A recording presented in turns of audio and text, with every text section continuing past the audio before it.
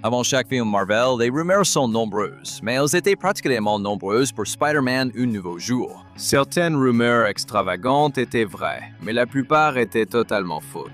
Attention, spoilers à venir. Marvel et Sony ont alimenté ces rumeurs en cachant le rôle de Sadie Sink avant la sortie du film, ouvrant la porte à toutes les spéculations. Les studios ont annoncé en mars 2025 que Sadie Sink jouerait le rôle, laissant plus d'un an aux fans pour explorer les wikis et créer des théories. Je le sais depuis si longtemps, et je l'ai gardé secret. Une rumeur persistante disait qu'il s'agissait en réalité de Jean Grey des X-Men, mais de nombreuses autres options ont aussi circulé. Comme Sankey Hughes et que le multivers continue, beaucoup pensaient qu'elle incarnait une Mary Jane Watson d'un univers alternatif. Certains pensaient qu'elle serait Gwen Stacy, l'ex de Peter Parker, célèbre pour sa mort dans les comics en 1973. Une autre version de Gwen figure dans les films Spider-Verse, alors pourquoi pas ici? Il y avait beaucoup d'autres théories selon lesquelles Singh jouerait une version différente de Spider-Woman ou Spider-Girl. En particulier, le nom de Mayday Parker revenait assez souvent. Cela suppose de jouer avec le voyage dans le temps ou des déplacements interdimensionnels. Dans les comics, Mayday est une version alternative de la fille de Peter devenue Spider-Girl. Dans l'univers Ultimate Marvel, une version de Spider-Girl était un clone de Peter. On a même cru un temps que c'était Singh, ce qui paraissait trop étrange pour ne pas être vrai. Mais le choix le plus fou parmi tous les rôles possibles pour Singh, c'est Shatra. Qui est Shatra, vous demandez-vous? Eh bien, c'est une déesse guêpe totémique qui terrorise parfois Spidey et ses amis du Spider-Verse. Celui-là était aussi convaincant, si spécifique et inattendu. Daniel RPK, l'un des colporteurs des rumeurs sur X, pense que la rumeur sur Shatra serait une fuite volontaire de Marvel pour détourner l'attention des fans de Jean Grey. La première bande-annonce de Brand New Day montrant la mutation génétique de Peter Parker a aussitôt rappelé aux fans l'arc de comics L'Autre. Dans cette histoire, Peter subit des vertiges et des rêves étranges dus à une maladie causée par les radiations. Qu'est-ce qui m'arrive? Après que Spidey ait subi une sévère raclée de la part du méchant Morlun, Peter semble mourir, mais il renaît ensuite, en muant et émergeant avec de nouveaux pouvoirs qui le rendent encore plus semblable à une araignée. C'est l'une des raisons pour lesquelles les fans semblent croire que Spider-Man allait passer l'arme à gauche dans Brand New Day. S'il mourait dans le film comme il l'a fait dans l'autre, cela voudrait dire qu'il reviendrait encore plus fort après une sorte de passage par un cocon, ce qui arrive en quelque sorte sans la partie où il meurt. Les déclarations publiques de la star Tom Holland, quant à elles, ont inquiété les fans, qui pensaient que Peter allait définitivement casser sa pipe. Holland spéculait publiquement lors d'interviews sur la personne qu'il aimerait voir lui succéder dans le rôle de Spidey. Il avait déjà déclaré que jouer Spider-Man dans la trentaine signifierait avoir raté quelque chose. Les fans et rédacteurs pensaient que Brand New Day serait le dernier Spidey de Tom Holland, mais ce ne sont que des spéculations. On a aussi évoqué que Tom Holland aurait signé pour 2 autres films solo Spider-Man après Brand New Day et 3 autres du MCU. Il faut bien Spider-Man dans Secret Wars, non? Rien n'est confirmé, même si Tom Holland a dit qu'il continuerait à jouer Spider-Man tant qu'on voudra de lui. Dans Brand New Day, Peter ne meurt pas, bien qu'il soit blessé par une balle du Punisher. Honnêtement, ce serait bizarre de donner ce titre au film où Spider-Man meurt. Nous faisons partie de ceux qui se sont laissés avoir. Dès l'annonce de Brand New Day, on pensait que le gangster chinois Mr. Negative serait central, et cela semblait crédible. L'initiative des comics, Brand New Day, l'a introduit et mis en avant comme méchant majeur. De plus, Spider-Man No Way Home a introduit Feast, un refuge où la tante May aidait les personnes dans le besoin.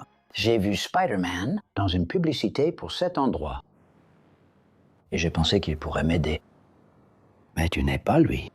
Dans les comics, Feast appartient à Martin Lee, qui se révèle être l'alter ego de Mr. Negative. Quand le matériel promotionnel de Brand New Day est sorti, beaucoup étaient encore plus certains que Mr. Negative aurait un rôle clé dans le film. La vidéo promotionnelle du premier jour montrait Spidey sur un tank semblant porter le logo des démons intérieurs, le gang de Mr. Negative. Peut-être que le tank vient des démons intérieurs, mais ce n'est pas eux qui le conduisent. Dans le film, c'est une femme contrôlée mentalement par Jean Grey. Mr. Negative est introuvable, et le rôle que les démons intérieurs auraient pu jouer est finalement assuré par la main. Mais peut-être que ce logo sur le tank est un indice pour une apparition future. Les rumeurs ne sortent pas de nulle part. Bon, parfois si, mais souvent, elles viennent de gens qui recoupent les infos dont ils disposent d'une façon au moins un peu logique. L'idée que Scorpion aurait un rôle bien plus important dans Brand New Day et fusionnerait avec le symbiote Venom semble clairement venir de ce type de raisonnement. Le retour de Michael Mando dans le rôle de Matt Gargan, son premier retour dans ce rôle depuis Spider-Man Homecoming, a été annoncé dès août 2025, et la fin de Homecoming semblerait préparer le Scorpion à devenir une menace sérieuse pour Spidey. J'ai des gars dehors qui aimeraient bien le rencontrer. Prendre une photo, lui trancher la gorge, mettre sa tête dans le sèche-linge. Les fans savaient que Gargan avait été lié au symbiote Venom dans les comics des années 2000.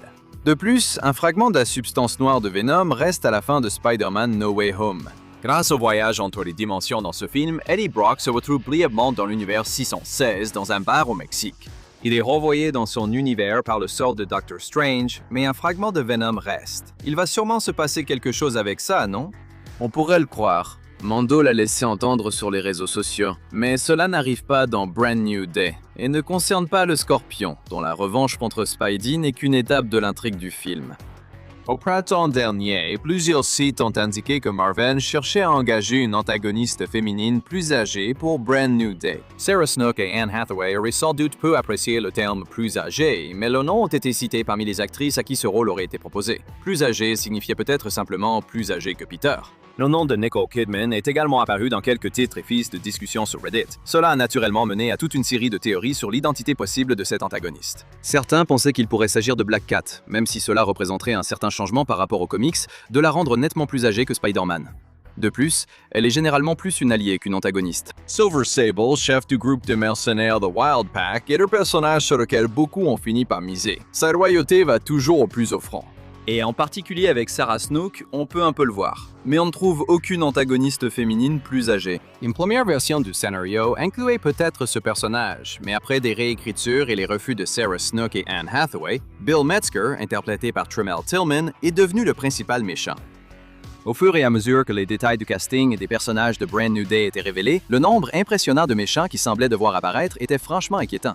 En plus de Metzger, du Scorpion, d'une Jean Grey apparemment antagoniste et de ce qui semblait être une apparition de Mister Négative, il y avait aussi Boomerang, Tarantula, Ramrod, Tombstone, La Main et d'autres méchants supposés comme Silver Sableux, Viper et même Silver Samurai.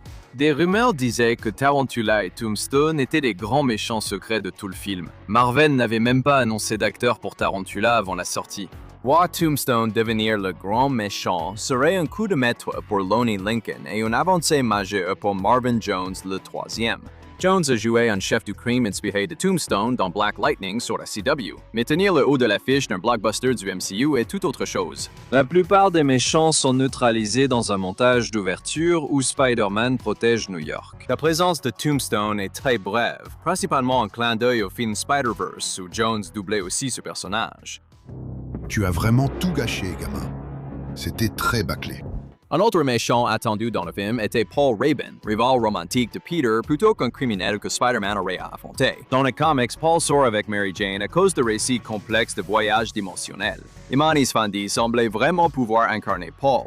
Et qui sait, il était peut-être Paul. Mais si c'est le cas, ce n'est pas important.